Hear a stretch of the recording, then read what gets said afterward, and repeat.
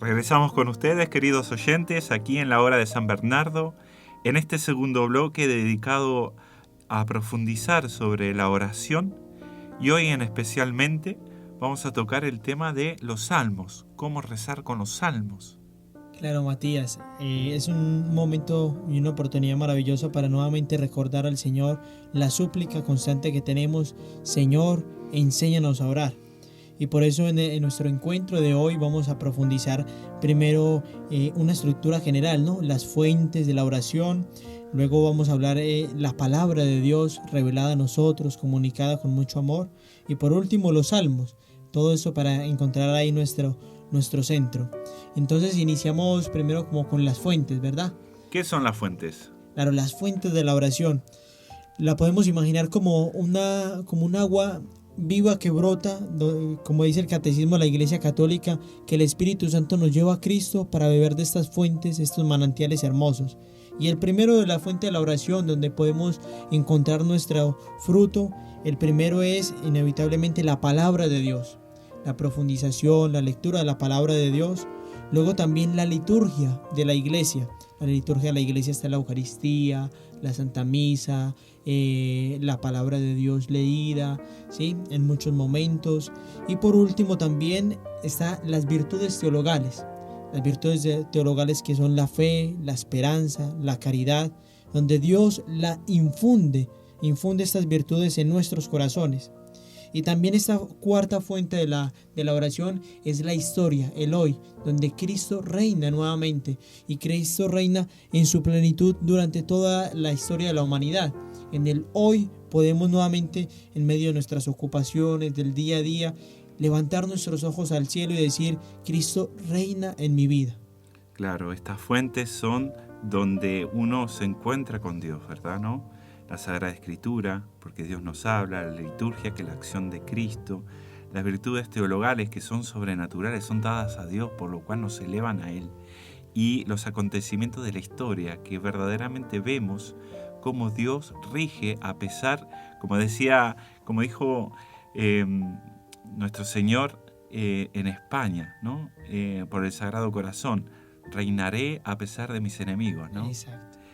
Bueno, y sobre todo lo que nos compete es profundizar un poco sobre la palabra de Dios para poder entender el tema de los salmos.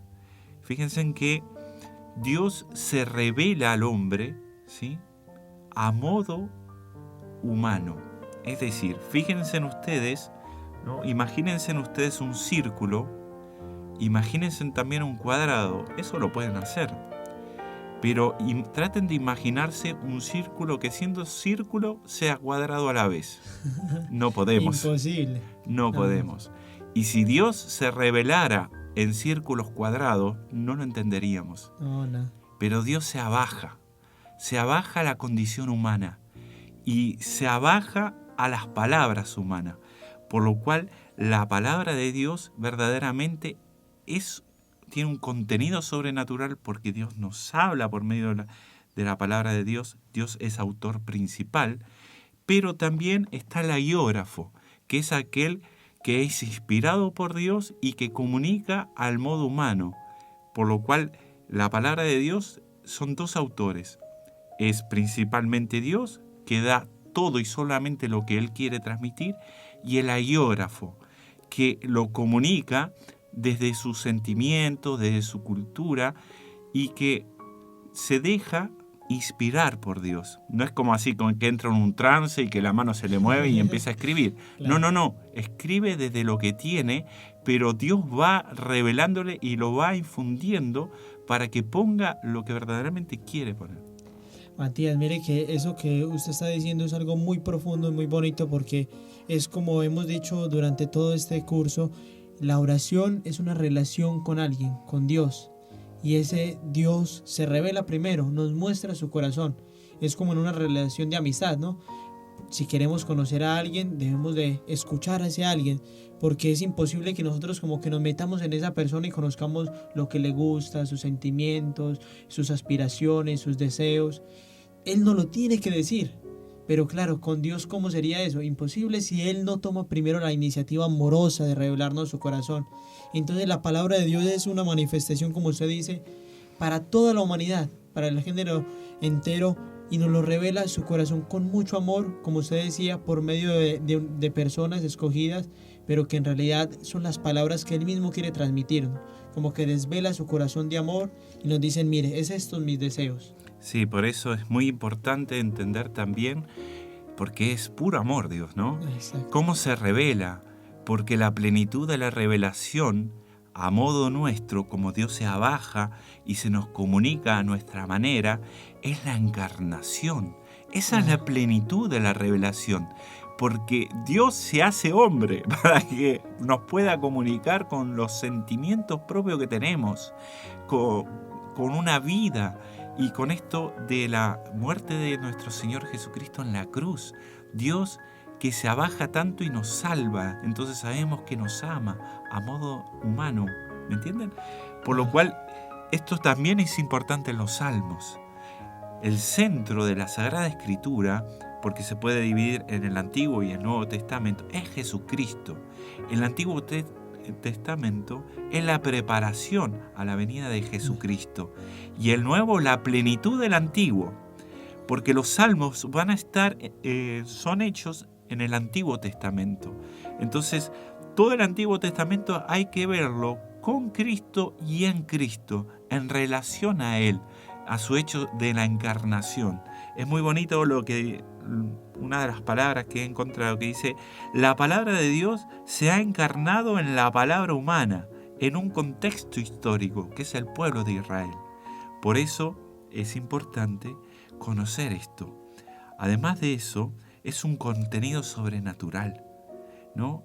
En un contenido natural, Dios se comunica al modo humano y la plenitud de la revelación es Cristo. También hay que decir que la Biblia es una relación con Cristo, como bien lo decías tú. Y la dimensión también, que en la Sagrada Escritura hay dimensiones literales, ¿sí? Hay una dimensión moral, ¿no? Que es un contenido para vivir bien, digamos, y hay un contenido alegórico o analógico, porque cuando dice el reino de los cielos es una semilla de mostaza, nosotros no vamos a ir a vivir en una mostaza, Claro. sino que es alegórico, ¿me entienden? Claro, Que da como una imagen, un ejemplo. Es claro, un signo, como los sacramentos, signos visibles, pero de realidades invisibles, ¿me entiendes? Por eso es muy bonito. Y esto es súper importante para comprender, para rezar con los salmos. Claro, maravilloso, Matías, lo que tú dices, porque viendo también San Juan de la Cruz recalca mucho que la palabra que el Padre Celestial, que Dios nos ha querido mostrar a toda la humanidad, es Cristo. En Cristo se resumen todas nuestras aspiraciones, todos nuestros deseos, todo lo que nosotros buscamos en nuestras vidas está resumido en Cristo. Es decir, Dios quiso revelar todo su corazón, la plenitud de todo lo que nos quería decir en Jesucristo. Pero claro, esto, como usted decía, es un momento progresivo. Entonces Dios no lo hizo como de la noche a la mañana y nos dijo: siéntense aquí que les voy a explicar toda la historia de la salvación, sino que fue poco a poco, revelando su corazón. Y por eso nosotros debemos de preguntarnos qué es lo que buscamos. Si está fuera de Cristo, es imposible, porque en Cristo está todo lo que nosotros deseamos. La palabra de Dios es todo lo que nosotros necesitamos para nuestra vida, porque de alguna manera nosotros hemos estado aquí en este mundo, pero no estamos como a la deriva. No estamos como en una soledad, sino que es más bien Dios va hablando a nuestro corazón, nos va enseñando las Sagradas Escrituras, nos va explicando cómo debemos de vivir, como usted bien decía, moralmente, qué está bien, qué está mal. Nos va revelando cosas también en forma de figura para que entendamos, porque es una humildad muy bonita la de Dios. Dios hubiera podido hablar y hubiera dicho: el que entendió y el que no, no.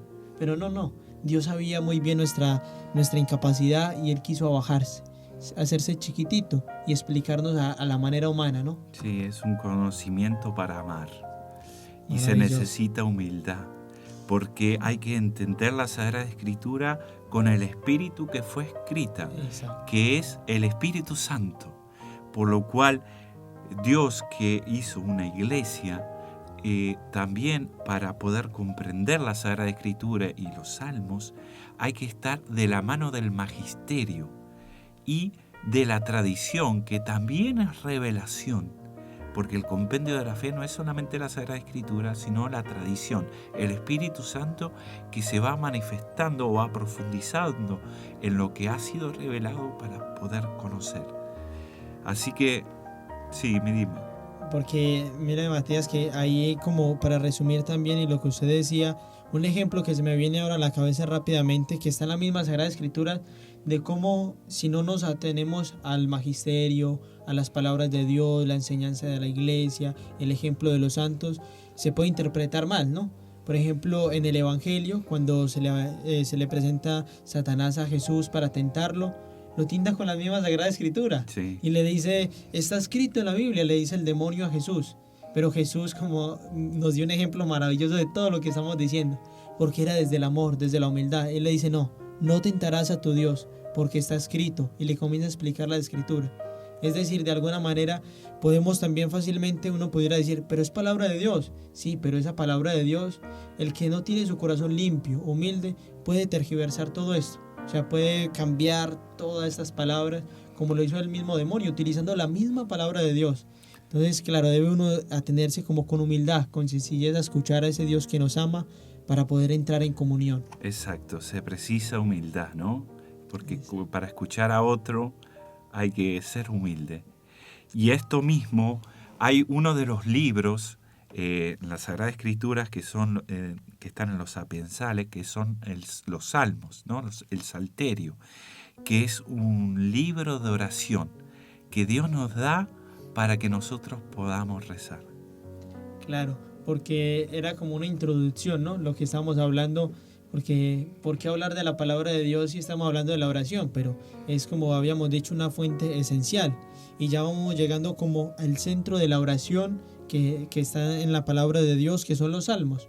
Una expresión maravillosa donde Dios va revelando su corazón y nos va enseñando cómo orar, cómo rezar. Y por eso en los mismos salmos es una oración que se realiza de manera personal. Cada uno toma la Biblia, toma un salmo, lo reza, pero es también una manera comunitaria. Es decir, cuando nosotros tomamos la Biblia, no solo somos nosotros los que estamos leyendo, sino que es toda la iglesia, nuestros hermanos enteros y la comunidad que vive en nosotros de la Santísima Trinidad, que lee junto a nosotros. Entonces, de esta manera, los salmos nos expresan cómo orar, nos dan como un camino específico, nos enseñan, como bien es el título de nuestro programa, ¿no? Señor, enséñanos a orar. Y Dios escuchó nuestra súplica y nos dicen, miren, este es el camino, porque va revelando todo lo que nosotros tenemos y necesitamos. Sí, justamente entonces el Salmo, como es también palabra de Dios, es revelada por Dios. Son palabras para rezar y a modo humano, con muchos sentimientos humanos. Si ustedes leen las Sagradas Escrituras, ¿sí? Hay muchos sentimientos humanos que nosotros los hacemos partícipe, ¿sí? Y podemos así elevar. El fin de los salmos es la contemplación. Claro, porque bien usted decía, expresan todos nuestros sentimientos, todos nuestros anhelos, deseos, angustias, problemas, están ahí. Entonces, la contemplación, que no es más que otra cosa que hablar de amor con Dios, expresarle nuestro corazón y comenzar en silencio, contemplando, porque los salmos manifiestan todo este abanico gigante de sentimientos y expresiones, pero resumidos como en dos aspectos muy generales, que es la alabanza y la súplica. Y esta súplica, porque todos tenemos momentos de súplica, de lamentación, de tristeza, de angustia, o también hay momentos de alegría, de júbilo, de alabanza. Entonces, ¿cómo comunicarle eso a Dios? Porque la contemplación es abrirle el corazón a Dios y decirle, mira, me siento triste, me siento angustiado, me siento con paz, me siento alegre, me siento con júbilo. Pero ahí los salmos expresan muy bien todos nuestros sentimientos con esta oración. Lo expresan de una manera tan hermosa que uno, porque claro, alguien pudiera decir, pero ¿y por qué tenemos que repetir y repetir? ¿Por qué no desde nuestro corazón? Pero sabemos muy bien que hay momentos en que nos distraemos, momentos en que no sabemos qué decirle a Dios. Muchas personas dicen, yo no oro porque yo voy a la oración y no sé qué decirle a Dios. O sea, yo no sé cómo voy a la iglesia y qué le digo a Dios. Precisamente por eso Dios nos enseñó las palabras, porque es como un ejemplo, miren, con esto es muy sencillo. ¿Qué pasa con los salmos? Es como un bebé. Nos damos cuenta que un bebé no sabe hablar cuando nace, sus primeros meses, y el padre y la madre le enseñan a hablar, le enseñan unas palabras, y es bonito, por ejemplo, la sensación del papá y la mamá que le enseñan al niño, di papá, o la mamá le dice, di mamá, mamá te amo, y le enseñan y le repiten una y otra vez esta oración, estas palabras, y el niño después cuando dice esa primera palabra, papá te amo, mamá te amo, el corazón de los padres se llena de gozo. Pero ¿son palabras del niño? No, el niño no sabía hablar. Son el mismo papá y la mamá que le enseñaron a hablar. Y lo mismo pasa con los salmos. Dios nos enseñó a orar a cada uno de nosotros para que nosotros le digamos por medio de los salmos, papá, te amo, mamá, Virgen María, te amo, por medio de los salmos. Es bonito saber de que Dios mira nuestra incapacidad, que como bebés no sabemos qué hablar, qué decir, y nosotros repetimos las palabras mismas de Dios. O sea, la oración es una manera sobrenatural y divina en que el mismo Dios nos dijo, mira, dime estas palabras que me gustan. Y nos enseñó como un bebé a recitar estas palabras. Y para que nuestro corazón se ensanche de amor, y nosotros podamos, como este bebé, aprender a orar. Y expresamos nuestros sentimientos.